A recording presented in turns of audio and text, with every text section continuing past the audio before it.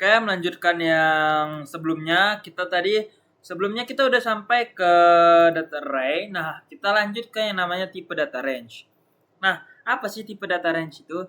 Nah, tipe data range itu bisa dibilang data yang bisa menghitung berurutan. Nah, terkadang kita pengen tuh buat array yang berisi data angka berurutan.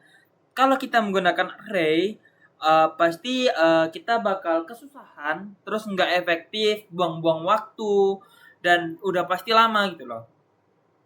Nah, tapi mungkin bisa, tapi gimana kalau angkanya itu banyak? Misal dari 1 sampai 1000 deh. Nah, Kotlin itu mendukung yang namanya tipe data range yang digunakan untuk kebutuhan seperti ini. Jadi kita nggak perlu capek-capek masukin input data dari 1 sampai 1000 gitu loh. Nah, cara membuat range di Kotlin ini sangat mudah. Cukup menggunakan tanda titik 2 kali kayak gini. Oke? Kayak gini contohnya. Jadi, di Kotlin itu kita nggak perlu susah-susah tuh yang namanya misal kita disuruh input tuh datanya ada 100 dari 1 sampai 100 tuh gimana gitu. Nah, kita nggak perlu repot-repot buat bikin kayak gituan doang. Kita cuman butuh yang namanya range. Sip. File range dari 1 sampai dengan 100. Ini salah. Sip. Jadi hasilnya bakal seperti ini. Nah, ada juga di range itu ada kayak banyak operasi sama kayak array juga. Terus fungsinya juga beda-beda. Ada yang count, itu untuk mendapatkan total data di range. Ada contain, itu mengecek apakah value tersebut itu valid atau enggak. Kayak boolean, first untuk mendapatkan nilai pertama, last mendapatkan nilai terakhir, step mendapatkan nilai tiap kenaikan. Jadi misal ini kita bikin file range-nya dari 1 sampai 100. Dari sini println range titik. Nah, udah ada nih. Titik count range. Sorry. Down. Ini yang terbalik ya. Nih, mendapatkan total data di range. Sorry. Count. Sip. Terus ada juga yang namanya tadi ada konten ya. Mencek apakah terdapat value tersebut. Nah, misal di sini kita print ln range titik contains 100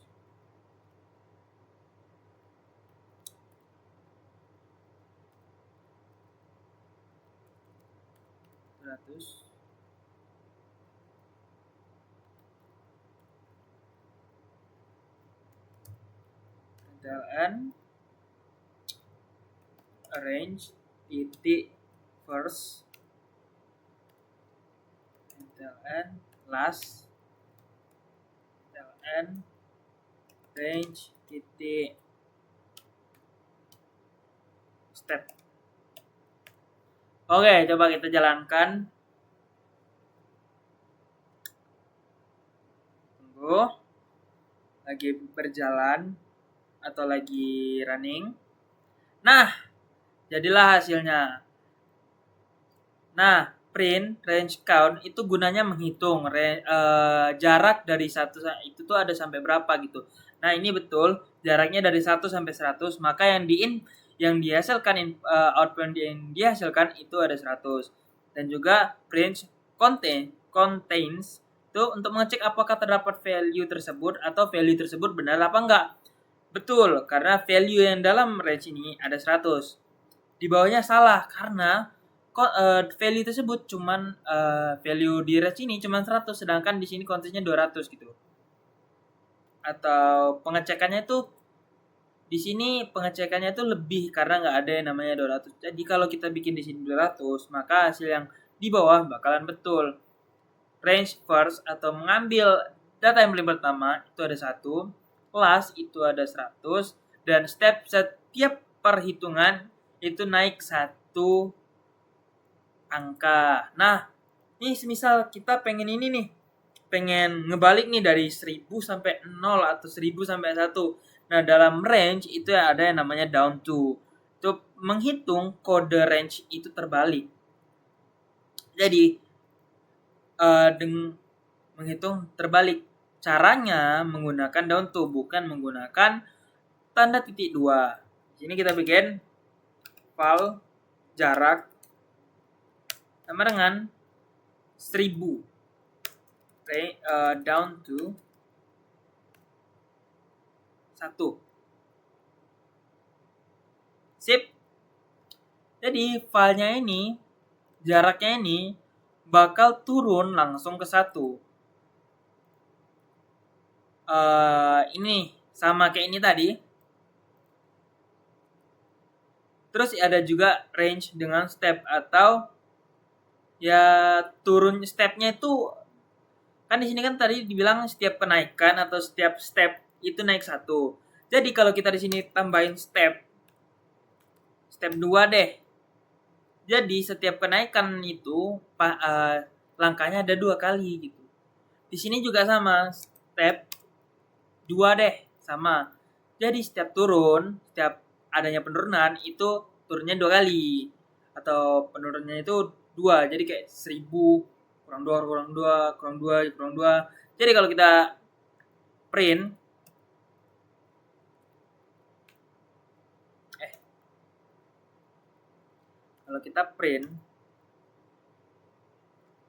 kita ganti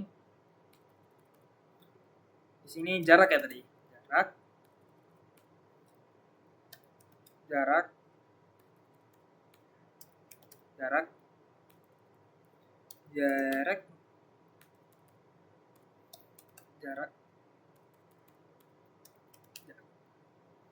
contain 1000 contain 2000. Nah, kita jalankan.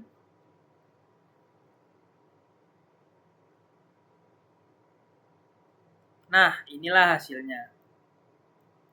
Step itu bakal minus 2 karena dia turun dari 1000 ke 1, tapi karena 1 adalah ganjil makanya jadi minus 2. Lastnya itu 2 karena penghitungnya 2 ya. 1000 contains, oh ya betul. Yang di atas false karena stepnya itu 2. Nah, itu saja untuk tipe data range. Kita lanjut ke operasi matematika untuk video next. Terima kasih.